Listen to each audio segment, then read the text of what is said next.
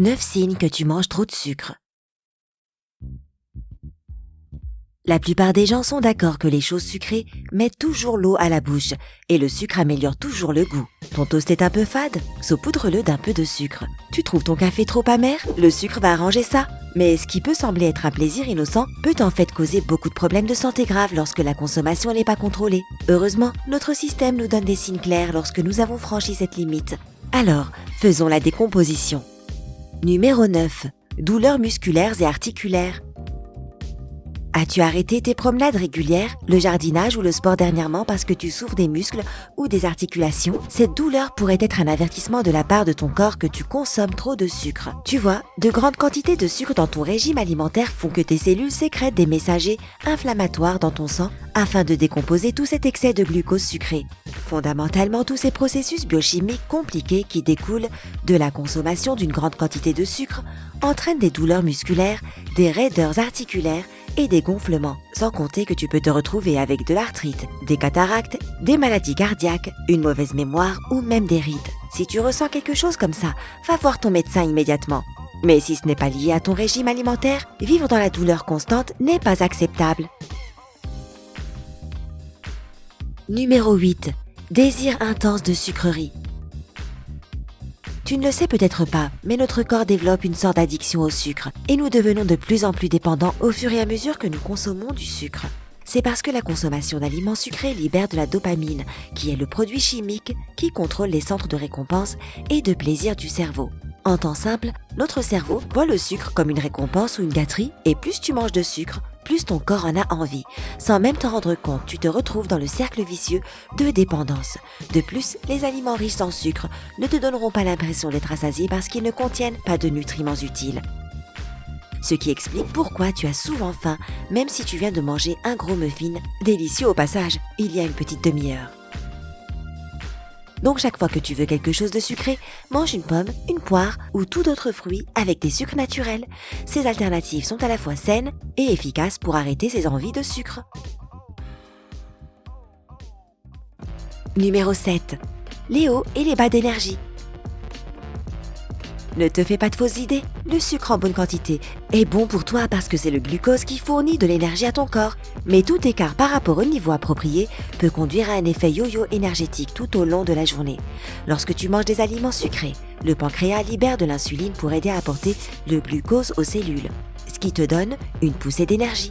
Une fois le cycle terminé, ton niveau d'énergie diminue parce que ton corps veut plus de sucre.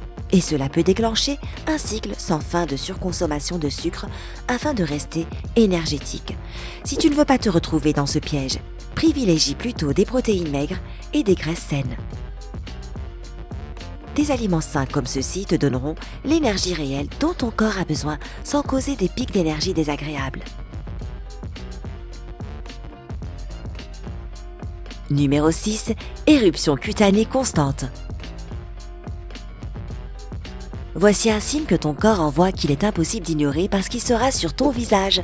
Nous avons mentionné plus tôt qu'une trop grande quantité de glucose dans le sang peut entraîner une inflammation. Eh bien, l'acné est un type d'inflammation de la peau. Cet apport d'insuline de ton pancréas peut augmenter l'activité des glandes sébacées de ta peau. Et voilà, encore un nouveau bouton.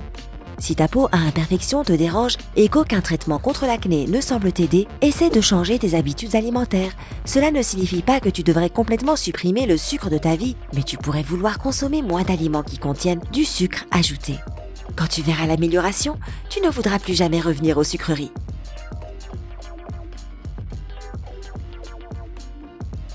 Numéro 5. Gain de poids. Une autre conséquence d'une consommation excessive de sucre qui est difficile à ignorer est le gain de poids. Ce n'est jamais une surprise agréable de constater que ton jean est beaucoup plus serré autour de la taille, n'est-ce pas? Et même le gâteau au chocolat que tu as mangé il y a une semaine peut se retourner contre toi de façon vicieuse. Cela ne signifie même pas nécessairement que tu manges un peu trop de sucre, mais cela peut vouloir dire que tu es en surdose totale. Souviens-toi qu'un niveau élevé de sucre augmente la production d'insuline, qui stocke l'excès de graisse autour de ton ventre plutôt qu'ailleurs. Encore une fois, le sucre ne devrait pas devenir ton pire ennemi. Il suffit de connaître tes limites et de te contrôler. Numéro 4. Carie dentaire. Les aliments sucrés favorisent indubitablement la formation de caries. Mais ce n'est pas seulement le sucre qui fait pourrir tes dents, ce sont les débris des aliments laissés sur tes dents après avoir mangé. Si tes dents ne sont pas brossées correctement, les débris alimentaires causent l'apparition de plaques dentaires, ce qui érode la surface dure de l'émail des dents, ce qui entraîne de minuscules trous. Différents aliments sucrés comme les bonbons, les céréales pour enfants ou les bonbons à la menthe peuvent rester coincés dans des endroits difficiles à atteindre entre les dents, ce qui accélère le processus de caries. Assure-toi toujours de te brosser et de passer le fil dentaire correctement, d'utiliser un rince-bouche antibactérien et de rendre visite à ton dentiste régulièrement. Numéro 3. Une grande tolérance au sucre. Lorsque tu manges beaucoup d'aliments sucrés, tes papilles gustatives s'habituent à ce goût sucré et avec le temps, il se peut qu'elles ne réagissent plus comme avant. L'excès de sucre atténue les sensations de ton palais, de sorte que les fruits sucrés et les baies ne paraissent pas aussi sucrés qu'ils devraient être. Et c'est vraiment dommage, parce qu'il n'y a rien de mieux que le vrai goût d'une pomme juteuse ou d'une délicieuse salade de fruits. Donc si les aliments naturellement sucrés ne te suffisent pas et que tu as besoin d'aliments super sucrés, pour satisfaire tes papilles gustatives, essaye de réduire les additifs sucrés artificiels et de passer à un régime alimentaire équilibré. Après un certain temps, tu verras une différence. Numéro 2. Rhumes et grippes fréquents.